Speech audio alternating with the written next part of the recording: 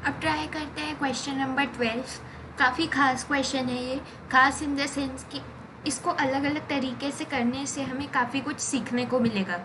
ठीक है, तो शुरू करते हैं। D y by d x हमें फाइंड करना है। क्वेश्चन है x to the power of y plus y to the power of x is equal to 1। पहली बात, अभी तक हमने जिस टाइप के क्वेश्चंस किए हैं उनसे ये अलग है। अलग इन द सेंस, अभी तक हमने जो क्वेश्चंस किए हैं तुम ध्यान से देखोगे तो सारे एक्स एक्स एक्स के ही किए हैं। अब यहाँ पर वाई आ गया। जिन फंक्शंस में x और y दोनों एक ही साइड पर इकट्ठे मिले हुए हों, ठीक है, उन फंक्शंस को हम कहते हैं इम्प्लिसिट फंक्शंस। अभी तक हमने जो किए वो एक्सप्लिसिट फंक्शंस थे। ये फंक्शंस अब जो हम करने जा रहे हैं वो है इम्प्लिसिट फंक्शंस। इनकी डिफ्रेंसिएशन कैसे करते हैं वो देख लेते हैं। ठीक है, और इस केस में जैसे कि दिख ही रहा है एक इक्वेशन है। इक्वेशन के केस में तो हमें y लेट करने की कोई ज़रूरत नहीं है, सीधा सीधा ये हम differentiate with respect to x के स्टेप से शुरू कर सकते हैं हम इक्वेशंस के केस में। और दिख रहा है फंक्शन की पावर में फंक्शन है, क्योंकि x भी एक फंक्शन है, y भी एक फंक्शन है, तो log तो लेना पड़ेगा, तो सेपरेटली लेना पड़ेगा। तो x to the power of y को u मान लेते हैं, y to the power of x को v मान लेते हैं। क्वेश्चन हमारा बन गया u प्लस v is equal to 1। Differentiate करेंगे विद रिस्पेक्ट टू x, तो d u by d x plus d v by d x is equal to 1 का डेरिवेटिव 0 हो जाएगा क्योंकि कॉन्स्टेंट है। अब ये हमारी फर्स्ट इक्वेशन बन गई। D u by d x निकाल लेते हैं। u is equal to x to the power of y given है, log ले लेंगे। log लेने से क्या हो गया, log की इनपुट में जो x आ रहा है उसकी पावर y है तो पावर को आगे कर देंगे। ये तो सिंपल सा log का रूल है और कोई रूल लग नहीं रहा। डिफ्रेंशिएट कर देते हैं with respect to x। log u का डेरिवेटिव, log x का डेरिवेटिव 1/x होता है, log u का डेरिवेटिव 1/u। चेन रूल लगेगा तो into d u by d x, यानी कि u के डेरिवेटिव से हमने मल्टीप्लाई करा दिया, is equal to y into log x. दो फंक्शंस मल्टीप्लाई हो रहे हैं तो y पहले एज इट इज़ रहेगा, log x का डेरिवेटिव 1/x से हम मल्टीप्लाई कराएंगे, प्लस y का derivative dy by d x into log x का डेरिवेटिव y का derivative dy by d x into log x as it is रहेगा। ठीक है, फिर क्या करेंगे, फिर y इंटू 1/x हो रहा था उसको मैंने y बाई एक्स लिख दिया और कुछ नहीं किया स्टेप में। u इधर डिवाइड हो रहा था, मल्टीप्लाई कर दिया, तो ये बन गया x to the power of y by x plus d y by d x log x.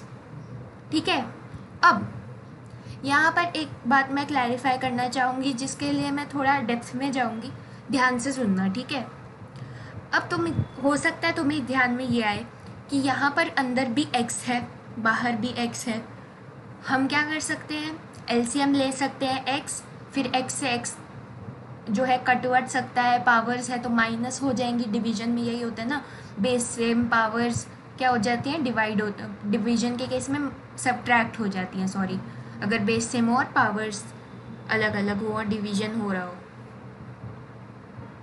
तो अब क्या कर सकते हैं, अब एक ऑप्शन तो है हमारे पास कि यहाँ पर ही रोक दो, जो कि थोड़ा सा लॉजिकल स्टेप है, क्योंकि ऑब्वियसली इस केस में हमें क्वेश्चन क्या है, क्वेश्चन ज़रा ध्यान से पढ़ो। क्वेश्चन है हमें d y by d x find करना है। ठीक है, तो देखो अल्टीमेटली हमने क्या करना है, इस सबको मल्टीप्लाई करके खोल बोल के d y by d x ही निकालना है। पहले हम क्या करते थे, पहले के केसेस में तुम्हें ध्यान होगा हमने x वगैरह एलसीएम लेके पावर -1 वगैरह कर चुके हैं, कई बार कर चुके हैं। अगर तुम्हें क्वेश्चन भी ध्यान हो तो एक मिनट अगर मैं ऊपर दिखाऊं तो ये क्वेश्चन नंबर 7 में जो आंसर देख रहे हो, log x to the power of x -1, ये जो x -1 है ये ऐसे ही आया है, log x एलसीएम लेके फिर वो पावर्स माइनस कर रखी हैं। ठीक है, तो ऐसे हम कर चुके हैं ऐसे क्वेश्चंस। लेकिन उन केस में क्या होता था, हमें आंसर अपना छोटा से छोटा दिखाना होता था, हम आंसर को कॉन्ट्रैक्ट करके छोटा बना के दिखाते थे, इसलिए हमें एक फ़ायदे में रहते थे हम जब हम एलसीएम लेते थे। इस केस में हमें वो नहीं करना, इस केस में हमें d y by d x निकालना है, उसके लिए तो हमें ये पूरा का पूरा मल्टीप्लाई करना ही होगा। तो अभी एलसीएम लेने का एज सच कोई फ़ायदा नहीं है, ले भी सकते हो, गलत नहीं होगा वो, बट एज सच कॉम्प्लिकेट करने वाली बात हो गई। लेकिन फिर भी अगर दिमाग में आए कि एलसीएम ले लूँ तो इतना कुछ मुश्किल स्टेप नहीं है।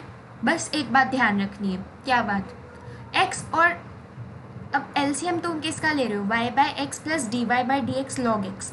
दिमाग में पूछो क्या आएगा इसका एलसीएम, 1 मिनट वीडियो को पॉज करो और दिमाग में सोचो कि x y by x plus d y by d x log x का एलसीएम क्या आएगा। यूजुअली देखो, अब यहाँ पर जो पॉइंट डिस्कस होने जा रहा है ये बहुत इंपॉर्टेंट पॉइंट है। यूजुअली जब हम एलसीएम लेते हैं, सपोज हमारा एक फ्रैक्शन है 1 बाय एक्स, दूसरा फ्रैक्शन है 1 अपॉन एक्स प्लस 1, तो हम इन दोनों का एलसीएम कैसे लेते हैं? यूजुअली हम एलसीएम ऐसे ले लेते हैं, सपोज ये प्लस में आ रहे हैं, सपोज मान लो, तो ऊपर तो चलो जो भी होता है, नीचे हम क्या लिख लेते हैं, एक्स इंटू एक्स प्लस 1, यानी कि दोनों एल्जेब्राइक फंक्शंस को हम मल्टीप्लाई करा लेते हैं। ऐसे ही होता है ना हमारा, x और x प्लस 1 का एलसीएम लेना है तो दोनों को मल्टीप्लाई करा दो, ठीक है। अब यहाँ पर एक अलग चीज़ है, और वो अलग क्यों है, इससे तुम्हें एक बहुत इंपॉर्टेंट बात पता चलेगी। हो सकता है तुम x और dx का एलसीएम लेके x dx लिख लो, क्योंकि x और dx मल्टीप्लाई हो रहे हैं, लेकिन यहाँ पर एक बहुत इंपॉर्टेंट प्रॉपर्टी हमें dy बाई dx की पता चलेगी। वो क्या है कि dy बाई dx कोई फ्रैक्शन नहीं है। हाँ, dy बाई dx फ्रैक्शन जैसा दिखता है, लगता है कि dy न्यूमरेटर है, dx डिनोमिनेटर है, बट टेक्निकली मैथ्स की भाषा में ये एक फ्रैक्शन नहीं है। क्यों नहीं है, अब हम डिस्कस कर लेते हैं। पहले तो फ्रैक्शन की डेफिनेशन क्या होती है। फ्रैक्शन की डेफिनेशन होती है मैथमेटिक्स में, a numerical quantity that is not a whole number, ठीक है। कोई भी ऐसी चीज़ जो एक पूरी चीज़ नहीं है। जैसे कि अगर मैं केक लूँ, उसको 2 हिस्से में बांट दूँ, उसमें से एक हिस्सा ले लूँ, तो उस एक हिस्से को मैं कह देती हूँ 1/2, यानी कि आधा, केक का आधा हिस्सा, वो होता है मेरा फ्रैक्शन। लेकिन dy बाई dx टेक्निकली कोई फ्रैक्शन नहीं है। क्यों नहीं है फ्रैक्शन? क्योंकि देखो, dy बाई dx का मतलब ये नहीं है कि dx में से हमने dy का हिस्सा ले लिया। जब हम डिफ्रेंसिएशन की शुरुआत कर रहे थे, ये समझ रहे थे कि डिफ्रेंसिएशन की क्यों जाती है, तब हमने ये बात बहुत अच्छे से समझी थी कि dy बाई dx ये है कि अगर तुम x में हल्का सा चेंज करो तो y में हल्का सा कितना चेंज आता है, वो होता है dy बाई dx। कि अगर मैं x की क्वांटिटी में बहुत छोटा सा चेंज करूँ तो y की क्वांटिटी में कितना बदलाव आता है, वो होता है मेरा dy बाई dx। तो dy बाई dx कोई फ्रैक्शन नहीं है। क्योंकि ये फ्रैक्शन नहीं है तो ये एक पूरा का पूरा यूनिट है, ठीक है। पूरा का पूरा यूनिट होने से मेरा क्या मतलब है कि जब हम इसका एलसीएम लेंगे तो वो कुछ ऐसा दिखेगा। Just give me a second. तो जब हम इसका एलसीएम ले रहे होंगे तो इसका LCM x into D x नहीं आएगा, इधर बस एक ही फ्रैक्शन है इस पार्ट में जो कि है y by x. D y by d x fraction नहीं है, ये एक पूरा का पूरा सिंगल यूनिट है, एक पूरी की पूरी एक सिंगल क्वांटिटी है, अलग अलग चीज़ें नहीं हैं। डी वाई की सेपरेट कोई एग्जिस्टेंस नहीं है, डी एक्स की सेपरेट कोई एग्जिस्टेंस नहीं है। अगर हम 1/5 बोलें, फ्रैक्शन है, 1 अलग से एक चीज़ है, 5 अलग से एक चीज़ है, d y by d x अलग से कुछ है ही नहीं। मतलब डी वाई अलग से कुछ नहीं है, d y by d x का इकट्ठे होने में ही कुछ ना कुछ मतलब है। ये एक पूरा यूनिट है, फ्रैक्शन नहीं है। समझ रहे हो बात को? तो जब हम इसका एलसीएम लेंगे वो आएगा x। कैसे लेंगे एलसीएम? y तो ऊपर एज इट इज़ ही रहा, उसके पास तो x था, प्लस इधर कोई x नहीं था तो x को हमने मल्टीप्लाई करा दिया। D y by d x हमारा एक यूनिट था, वो न्यूमरेटर में ही रहा, इंटू लॉग एक्स तो साथ में चल ही रहा था। इस तरीके से तुम कर सकते हो। फिर इन दैट केस x और x नीचे डिवाइड हो रहा है, ऊपर मल्टीप्लाई हो रहा है, हम क्या कर सकते हैं, पावर माइनस करके, और हमारा सिंपली हो सकता है सोल्यूशन, ठीक है। ये कंसेप्ट मैंने इसलिए समझाया क्योंकि d y by d x एक फ्रैक्शन नहीं है, ये पता होना बहुत ज़रूरी है। कल को अगर देखो पेपर में जाते हैं, हो सकता है ध्यान में रहे, हम कोई बंदा इसका एलसीएम लेने ही लग जाता है, भले ही एलसीएम वाला स्टेप हो सकता है थोड़ा कॉम्प्लिकेटेड लगे, मैं सलाह दूंगी कि दोनों मेथड से करो, 2 बार ये क्वेश्चन करो, तभी थोड़ा अच्छे से क्लियर होगा कि d y by d x एक फ्रैक्शन नहीं है टेक्निकली, वो एक पर्टिकुलर यूनिट है। वो ये है कि अगर हम x में हल्का सा बदलाव करें तो y में हल्का सा, मतलब y में कितना बदलाव आता है उससे, वो है d y by d x. एक ही चीज़ है ये, डी वाई अलग और डी एक्स अलग ये चीज़ नहीं है, ठीक है। हाँ, हालांकि हम जब इंटीग्रेशन करते हैं तो हम ऐसे करते हैं कि dx को सेपरेटली मल्टीप्लाई वगैरह कर देते हैं। वो क्यों करते हैं, वहाँ पर चेन रूल प्रेवलेंट होता है, उसकी बात हम उस केस में करेंगे जब हम इंटीग्रेशन करेंगे। अभी बस इतना ध्यान रखो कि d y by d x एक फ्रैक्शन नहीं है, या तो ये बात ध्यान में रखो। और रखनी ही चाहिए, dy बाई डी एक्स एक फ्रैक्शन है ही नहीं, ठीक है। वैसे मैं कहूँगी कि एलसीएम अवॉइड करो, कि आंसर दोनों तरीक़ों से सेम ही आएगा।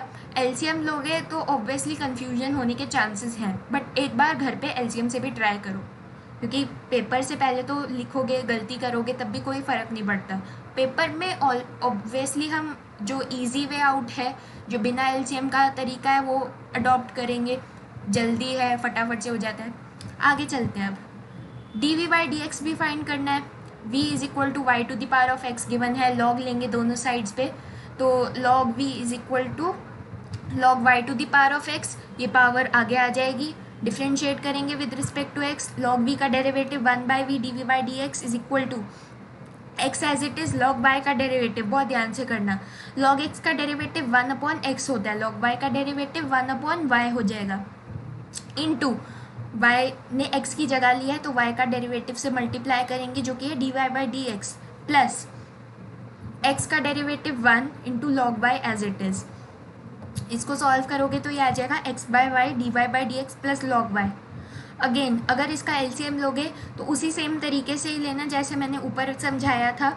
इसका एलसीएम y आएगा, dy बाई डी एक्स को हम एक पूरा यूनिट की तरह से ट्रीट करेंगे, ना कि एक फ्रैक्शन की तरह से, ठीक है।